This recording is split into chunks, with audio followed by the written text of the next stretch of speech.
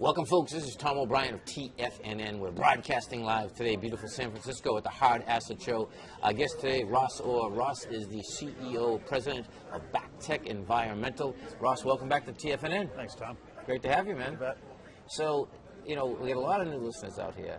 Explain to us what your bugs do. Where do you hear this? Our folks? bugs eat rocks. Your bugs eat that's rocks. That's right. our slogan. Yes. Effectively, our bacteria, which are naturally occurring, oxidize sulfides. And Okay. Sulfides are probably the predominant generator of acid mine drainage in mine tailings. Yes. So we go in and separate the sulfides from the tailings. We use bacteria in big tanks to oxidize them, thereby eliminating any future acid mine drainage. And as a benefit, we get gold or silver or copper or nickel as a byproduct that we hope to keep for ourselves to pay for the operation. And the reason that when we look at the mining industry in general, right? These are the things that the miners leave over that basically poison the earth, right? Yeah. Oh, they can. Yeah.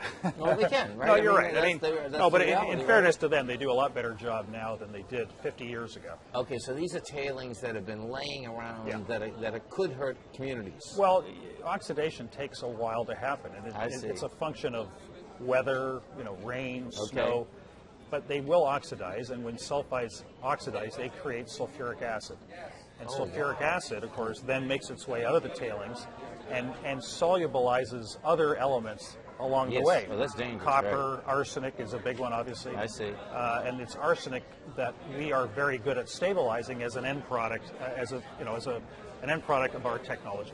So talk to me. I know last time we talked, we were talking about Manitoba. Right. And I know that you've been up there, and the actual the governor or premier, they were talking about your project, right? Yeah, last week was their mining convention, which would be similar to the PDAC or this, I guess. I see. For the province of Manitoba, and the premier did give us a nice plug in his speech to the crowd, saying that he was very excited about bioleaching coming to Manitoba. I think because it'll be the first plant in North America. There are 20 of these plants around the world. Which is great to know. Yes, because it's commercial technology. I mean, right. When we go to build our plants, we should be able to rely on a 70% debt financing, which is good. It keeps your dilution down. Absolutely. Anyways, the premier gave us a nice plug. He said they're excited. They want to create a center of excellence for bioleaching. So we could be doing test work for concentrates from around the globe. Yes. The world's going away from burning things, and what they call pyrometallurgy, and they're going to hydrometallurgy, which is done in an aqueous solution and infers no gases or offensive discharge. That is so cool. Now let me ask you something, right? I've known you for 8 years now, right? Yeah. I mean, when you're talking all these scientific terms and these chemical terms, right? So when you first find out about this, talk to me about the learning curve. Well, I'm an economist, so okay. but it does make sense, and yes. Effectively, if the people that are our bioleach people right. Speak to me in layman's terms, it's really quite an easy concept to understand. You've got a sulfide matrix that every plant in the world treats arsenopyrite, and it's made up of arsenic, sulfides, iron, and gold, and the gold is locked up inside. Yes. And effectively, the bacteria attack that sulfide, and by breaking it up, it liberates the arsenic and the iron, and they naturally band together into a ferric arsenate. And we use limestone to make a gypsum, basically. Okay. But it's a U.S. EPA-approved end product, so you can put it into a landfill. I don't think you'd ever get away with that. Yes. But you can put it back into tailings, and you can sleep at night knowing that the arsenic's not going to remobilize and contaminate the area. Chemistry sets are amazing. No, seriously. Do you know what I mean? When you need to think about that, right? So when we're talking about Manitoba, where are you in the process of building a plant in Manitoba? Well, okay. Let's remember Murphy lives out there, and he's always trying to screw up something. Yes.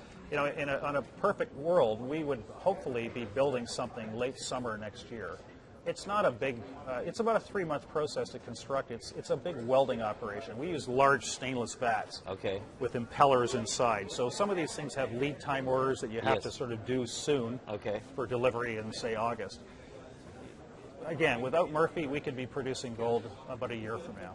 And just so I can understand this, and the listeners can understand this, the tailings, what you've done at this point with communities, they're giving you the tailings for basically, is it zero or close to zero, so you can clean up their environment? Yeah, well, in this case, the mine produced in the 1950s. 80% of what it produced was easy gold. It was free. You know, they used gravity and whatnot. 20% of it was this arsenopyrite. So they floated a concentrate, and concentrates are what go into our bio-leach tanks. Okay. But they just dumped it. They said, you know, we'll figure it out later. And so 60 years later, you've got, you know, a discharge coming out of there that's acidic and it's got arsenic in it, and it's going into the local, you know, ecosystem. So our approach to the Manitoba government was, look, you guys probably have money that you could spend elsewhere. Why don't you allow us to build a plant at our expense? We'll process the pile and stabilize the arsenic, but we're going to keep the gold.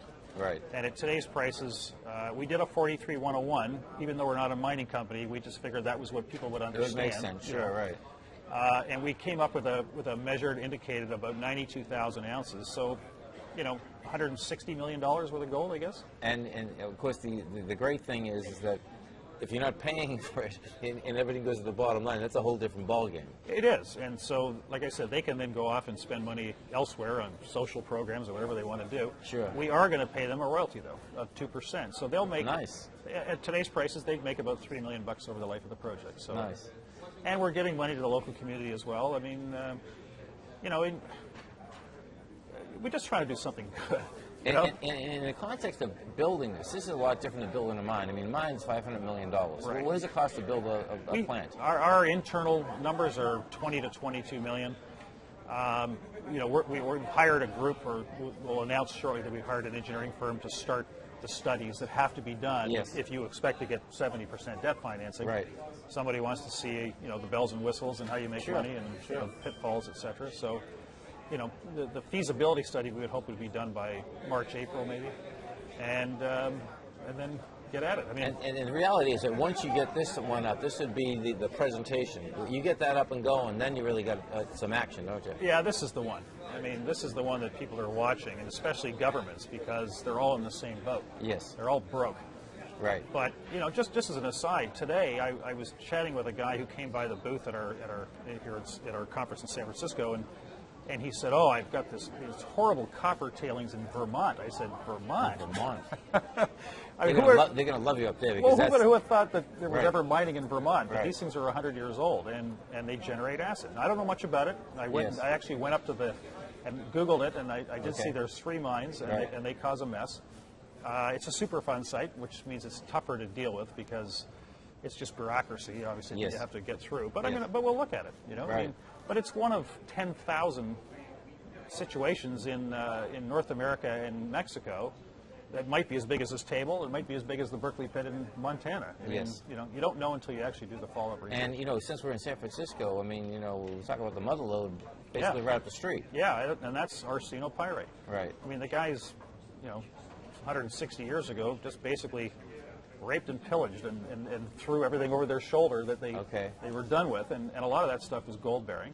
And there's still people up there producing from smaller mines that do produce arsenopyrite concentrates as well. Maybe we'll build something in that area to do processing. You know, at least if you're going to mine, at least try and do it clean. Oh, absolutely. Right. Absolutely. So use bio-leaching as opposed to smelting. Right. Simple as that. Unreal. Well, listen, it's always a pleasure. Listen, folks, come over to our website at TFNN. You're going to see the Bactech environmental banner right there. Trades up in Canada under the symbol BAC. Arso, thanks so much. You bet. Thanks. Appreciate it.